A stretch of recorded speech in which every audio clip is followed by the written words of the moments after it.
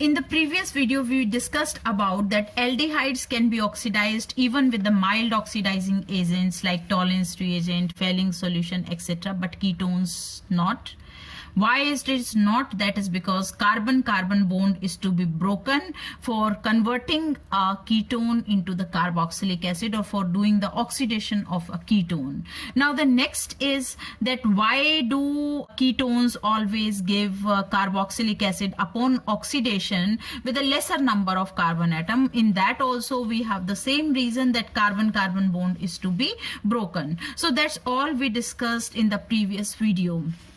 Now in this particular one, we will discuss about the oxidation of aldehydes with mild oxidizing agents, or you may say we will discuss about the distinguishing test of aldehydes and ketones, right?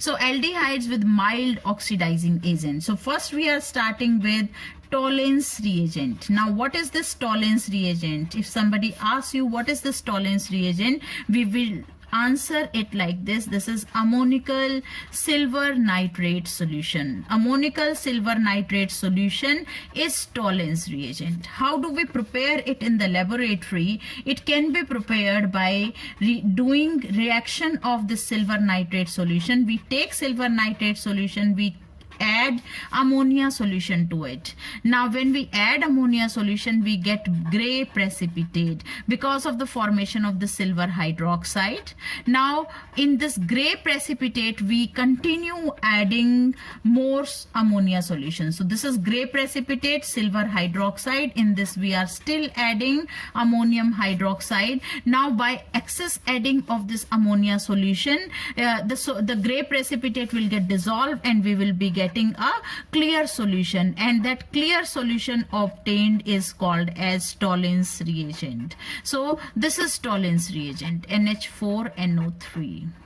Here also it will be NO3, NH4NO3. So this particular soluble complex obtained here, that is AgNH3 whole twice OH. This particular complex, this is soluble complex, is called as Tollens reagent.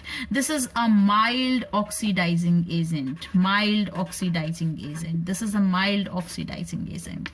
Right? Now using this reagent we can do Tollens test. Now what is this Tollens test and how does it oxidize the aldehyde? Let's take an example. Say we are taking acetaldehyde. Now this acetaldehyde on reaction with Tollens reagent, that is AgNH3 whole twice OH. This is Tollens reagent. When we do its reaction, we will be getting, this will be oxidized. Aldehyde will be oxidized to the carboxylic acid. So let's do its oxidation to the carboxylic acid. Ethanol oxidized to ethanoic acid. Now what will happen to the Tollens reagent? In this Tollens reagent, we have Ag plus ions. This Ag plus ions will be reduced because this is acting as an oxidizing agent, so itself will undergo reduction and will be precipitated in form of silver metal. Plus we will be getting, so CH3COOH will be the oxidized product, plus silver metal will be deposited, plus we will be getting ammonia and water. So this is a complete reaction. Here we should observe that aldehyde is oxidized to the corresponding carboxylic acid, and this Tollens reagent where the silver ions are present, these silver ions are reduced to the silver metal. So that is how the reaction is taking place. Now how do we identify that the reaction happened here? This will be identified with the formation of the shiny walls of the test tubes. When we will get the shiny walls of the test tube, or we will see that silver metal is deposited on the walls of the test tube and start shining like mirror, we say that the compound is giving positive Tollens test. So what is this Tollens test? Tollens test is when any organic compound, say the organic compound is A. This organic compound A, in this organic compound, when we add Tollens reagent, when we add this Tollens reagent and we get the test tube with the shiny walls. So what is it? It is silver deposited, and this will be giving a shining appearance just like mirror, and because of this particular reason we call it as silver mirror test. So silver mirror test or tolerance test is one and the same thing. Please mind it, it is given only by aldehyde. Only aldehydes will be giving this test. Only aldehydes will show positive tolerance test, not ketones. That is why this is used as a distinguishing test between aldehydes and ketones. So are we clear about that? What is tolerance reagent, what is tolerance test, or why is it called as silver mirror test also? Now we are starting with the next test or the oxidizing agent, that is Fehling solution. Fehling solution. Now what is this Fehling solution? Fehling solution is the combination of the two. It is Fehling A and Fehling B. Now what is Fehling A? Fehling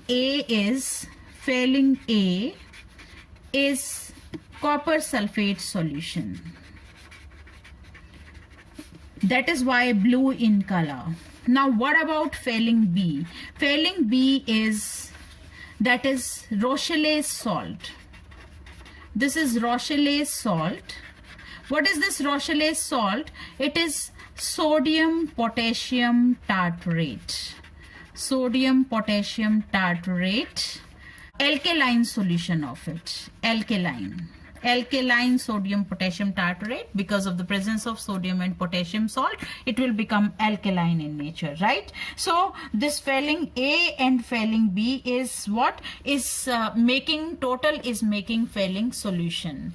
Now the question comes, what is the sodium potassium tartrate? We all studied about the tartaric acid. What is tartaric acid? Tartaric acid is CHOH, COOH, then CHOH, COOH. This is tartaric acid. Now if these hydrogen ions are substituted by the sodium ion and potassium ion, then it will be called as sodium potassium tartrate, and it will be Rochelle salt. So why do we require this Fehling B here? Fehling B is required here to convert these copper ions into a chelate complex to make them more easily available. There is another reason for this Fehling B to be present there, that is to avoid the precipitation of copper hydroxide ions. So that is why we use this Fehling B. So how do we perform a test? We take in a test tube we take Fehling A and Fehling B in equal quantity. Fehling A and B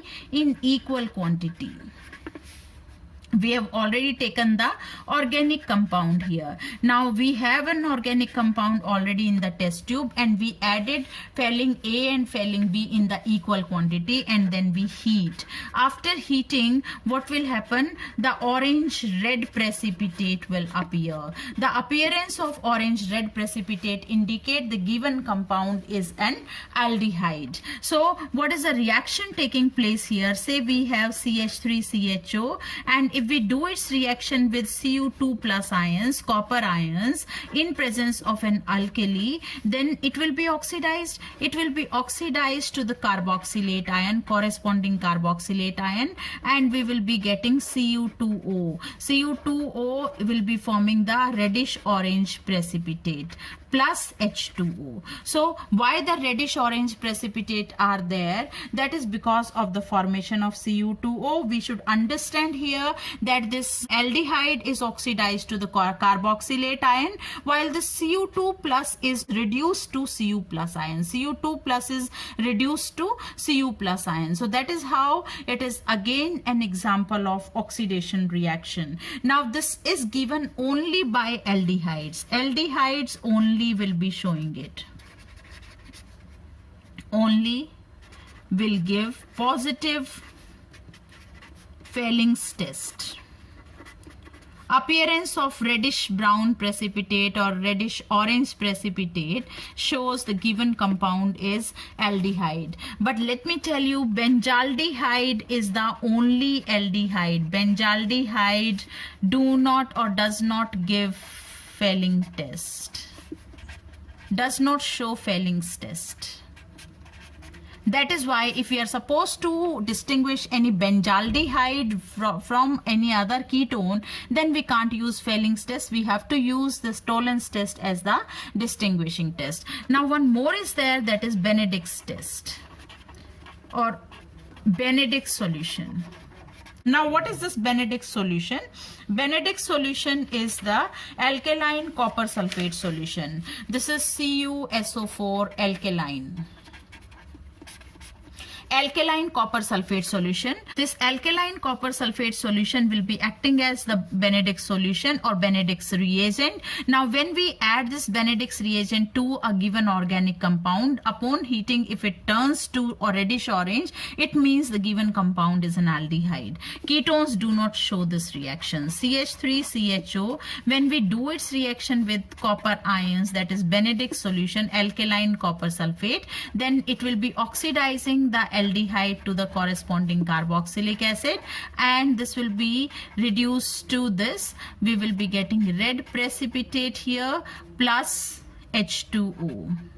So that is how the reaction is taking place. Benedict's test or Benedict's reaction or Benedict's reagent, what it is. So this is all about the distinguishing test between aldehydes and ketones. Now one more is there which we have already discussed earlier in the first chapter also, that is haloform reaction. Now what is haloform reaction? Halo here stands for the halogen, and we are talking basically here about the iodoform test. Iodoform test. If any compound on reaction, any organic compound, if on reaction with any organic compound, if on reaction with sodium hydroxide and iodine gives yellow precipitate, it means what? If it gives yellow precipitate, it means the given compound is giving positive iodoform test. Now what do we require for a compound to give positive iodoform test? The compound should have this methyl ketonic group in it.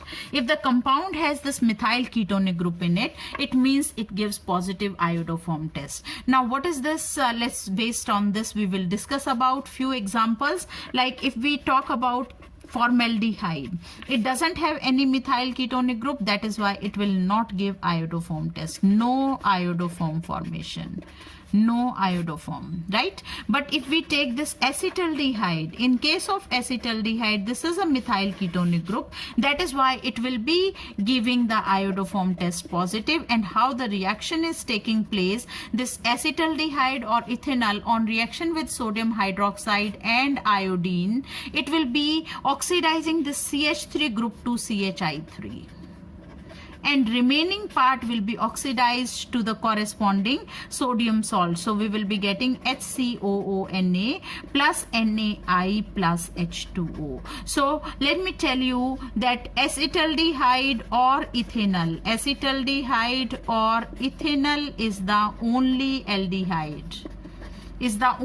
aldehyde, which will give positive iodoform test.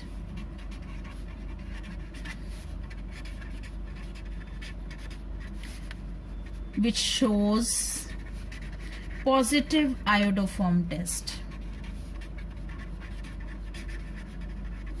Now what about rest of the ketones? Say we are talking about CH3COCH3. Will it give positive iodoform test? Yes, because the methyl ketonic group is there. So let's do the reaction. We do the reaction with sodium hydroxide and iodine. Now one of the methyl group will be forming CHI3, and remaining this group will be oxidized to the corresponding carboxylate ion, that is CH3COONA plus NaI plus H2O.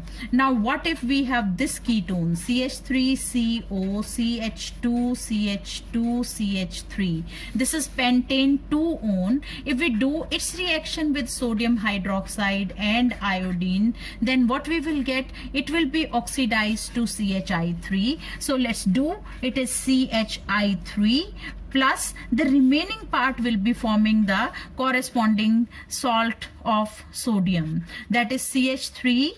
How many carbons? 4 carbons. So CH3CH2 CH2 COONA plus NaI plus H2O. So that is how the iodoform test will be there. Now this formation of the CHI3 will be giving us yellow precipitate, and that's how we can say the compound is showing positive iodoform test. Now what about if we have this as a compound, that is CH3 CH2CO CH2 CH3, right? Now if we do this reaction or this compound's reaction with sodium hydroxide and iodine, will we get yellow precipitate? No reaction. Why not? Because there is no methyl group attached to the ketone. So that is why this compound will not be giving the positive iodoform test. So this is all about the oxidation of aldehydes and ketones and the test which can distinguish between, on the basis of which we can distinguish between an aldehyde and